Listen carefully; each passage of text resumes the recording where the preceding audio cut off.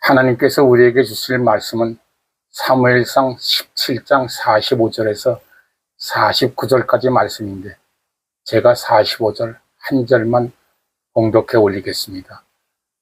다윗이 블레셋 사람에게 이르되 너는 칼과 창과 단창으로 내게 나오거니와 나는 만군의 여호와 이름 곧 내가 모욕하는 이스라엘 군대의 하나님의 이름으로 내게 나아가노라. 아멘. 골리앗 시대에서 다윗 시대로라는 제목으로 말씀을 나눌 때 큰 은혜 받는 시간 되시길 바랍니다. 얼굴은 얼을 담고 있습니다. 얼이 있기에 그 얼굴에는 영적인 파동이 나타납니다. 찬양할 때 생기는 파장과 부정할 때 생기는 파장이 많은 차이가 납니다. 요한복음 17장에서 예수님께서 기도하시는데 이 기도는 우리의 일치를 위해서 하나님 아버지께 드리는 기도입니다. 그 일치는 1절에 아들을 영화롭게 하사 아들로 아버지를 영화롭게 하게 하옵소서. 이 기도대로 영화롭게 하는 것으로 하나가 되기를 원하시는 것입니다. 영적인 세계에서는 하나 될 수밖에 없습니다. 마귀도 하나입니다. 그래서 마귀끼는 절대로 싸우질 않습니다. 그러므로 마귀를 이기려면 우리도 하나가 되어야 하는데 그것이 매우 힘이 듭니다. 결국 이스라엘 민족이 하나 되지 못했을 때 전쟁과 분리가 일어났습니다. 이 시대 교회에서도 종종 하나 되지 못하고 분쟁이 극에 달하는 모습을 보게 되는데 이것이 마귀의 전략임을 알지 못하고 여전히 내 생각, 내 학문, 내 지위, 내 파워만을 내세우는 어리석음에 빠지곤 합니다. 골리앗과 다윗의 시대가 그러했습니다. 다윗은 골리앗과의 싸움에서 왕이 되는 기회를 잡습니다. 그 기회는 다윗이 기획한 것이 아니고 그냥 다가온 것입니다. 예기치 못한 능력이 갑자기 찾아온 것입니다. 물론 하나님의 원대하신 계획하심 속에 있는 뜻입니다만 다윗의 입장에서 보면 그렇다는 것입니다. 어느 한순간 다윗에게 예기치 못한 능력이 갑자기 찾아온 것입니다. 사도행전 3장에 안진뱅이가 40년 동안 병자로 살아왔으나 베드로가 일어나 걸으라 하니까 그 병자에게 능력이 생긴 것입니다.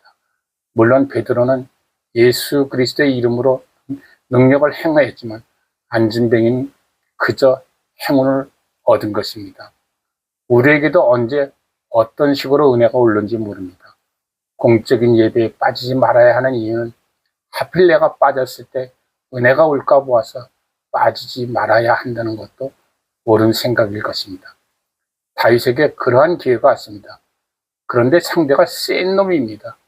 다윗의 성공의 비결은 센 놈하고 싸우는 것이었고 그 센 놈에게 이겼기 때문입니다. 골프 선수 양용울이라는 선수를 아시는지요? 그는 세상에서 가장 센 골퍼인 타이거 우즈와 맞붙어서 이겼기 때문에 더욱 성공한 것입니다. 결과적으로 다윗은 골리앗을 만난 것이 다행이고 행운이었던 것입니다. 인생에 3대적이 있습니다. 내 육신, 이 세상, 마귀. 내 육신은 평생 따라다닙니다. 이 세상은 세상에 악한 가치관이 많이 들어옵니다. 마귀는 공중의 권세자입니다. 3대적과 우리는 어떻게 싸워야 하는가? 전략을 세워야 합니다. 골리앗과 다윗의 싸움에서 우리는 누구의 편인가? 성경이 재미없는 이유는 나의 이야기로 듣지 않기 때문입니다. 우리에게 골리앗은 무엇인가?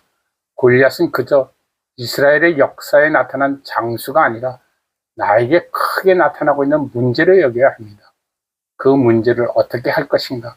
그것을 풀 수 있는 열쇠는 그렇다면 다윗이 어떻게 골리앗을 이겼을까입니다.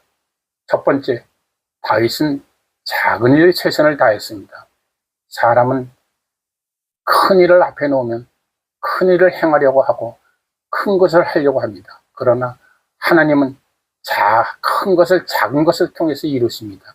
기드온이 그랬고 오병이어도 작은 것에서 10,000명을 먹이셨습니다. 온 인류를 구원하시기 위해 예수님 한 분만 보내셨습니다. 그것도 베들레헴 작고 낮은 곳에서 작은 일에 충성하면 큰 것을 맡기시는 분이 하나님이십니다. 그러면 다시 말해 작은 일에 최선을 다하면 크게 주신다는 말씀입니다. 21세기는 아주 작은 것, 아주 미세한 것에 정통한 사람이 위대해지는 시대입니다. 100 빼기 1은 99가 아닙니다. 미세하지만 아주 소중한 작은 것을 빼앗기면 제로가 됩니다. 다시 말해서 100 빼기 1은 제로가 될 수도 있다는 말씀입니다. 지금 주어진 문제점인 작은 것에 성실하면 문제가 해결이 됩니다. 두 번째, 새로운 안목으로 보아야 합니다. 안목의 차이는 대단했습니다. 모든 장수들은 골리앗을 너무 크게 보았습니다. 그러나 다윗은 저 표적이 너무 크다고 합니다. 우리는 성경과 기도로 안목을 바꿔야 합니다. 성경을 읽으면 내가 성경을 읽는데 나중에는 성경이 나를 읽습니다. 예배를 드리면 내가 예배를 드리는데 나중에는 예배가 나를 읽습니다. 기도를 하면 내가 기도하는데 나중에는 성령께서 나를 위해 기도해 주십니다. 그리고 문제를 푸는 해석은 안목에서 나온다는 말씀입니다. 가나안 땅 12명의 정탐꾼 중 10사람은 자기를 메뚜기로 여기지만 두 사람 곧 여호수아와 갈렙은 과연 하나님이 주신 약속의 땅 같습니다 라고 하며 저들은 우리의 밥입니다 라고 합니다. 결국 메뚜기 안목을 가진 사람들은 광야에서 다 죽고 하나님의 방식으로 본 두 사람은 가나안을 정복합니다. 세 번째, 자기만의 장비를 보아라. 다윗은 골리앗의 싸움판으로 끌어들인 것이 아니라 골리앗을 자기의 싸움판으로 끌어들였습니다. 다윗은 골리앗과 싸운 것이 아니라 자기 자신과 싸운 것입니다. 그런데 사울은 다윗에게 자신의 갑옷을 넘겨줍니다. 그것은 곧 상징적으로 왕위를 넘겨준 것이 됩니다. 그러나 그 갑옷은 다윗에게 큰 무기가 될 수 없습니다. 갑옷은 방어수단인데 중세의 싸움은 갑옷 만드는 것 때문에 망했다고 합니다. 다윗에게는 그저 거치장스러운 무겁기만 한 장애물이었던 것입니다. 다윗의 입은 갑옷은 보이지 않는 전신갑주입니다. 믿음의 반대는 두려움입니다. 믿음의 반대는 의심이 아닙니다. 믿음에는 약간의 의심도 있습니다. 성경에서 제일 많이 나오는 단어는 두려워하지 말라인데 366번이 나옵니다. 다윗에게는 믿음이 있었죠. 우리는 진짜 필요할 때 예수님 곧 믿음을 잊어버리게 됩니다. 예수님께서는 너희 믿음이 어디 있느냐고 물으십니다. 네 번째, 자기의 정체성을 분명히 알아야 합니다. 자기의 정체성이 누구의 것인가? 나, 곧 인간의 정체성이 하나님의 것이라면 골리앗은 40주야를 앞에 나와서 하나님을 모독합니다만 다윗은 한시라도 하나님을 모독하면 피가 거꾸로 서고 거꾸로 끓게 됩니다. 이제 다윗의 시대로 접어든 우리 그리스도인들은 이 시대의 적인 세상 속의 골리앗과 수없이 싸우게 됩니다. 그럴 때 우리는 무엇을 들고 나가야 합니까? 내 힘, 내 지혜, 내 명예, 내 물질, 이것은 세상의 도구들일 뿐입니다. 오직 하나님의 정체성을 잊지 말아야 합니다. 그러기 위하여 하나님 말씀, 오직 말씀으로 전신갑주를 입어야 골리앗을 이길 수 있습니다. 말씀으로 승리하면 영생을 누리게 됩니다.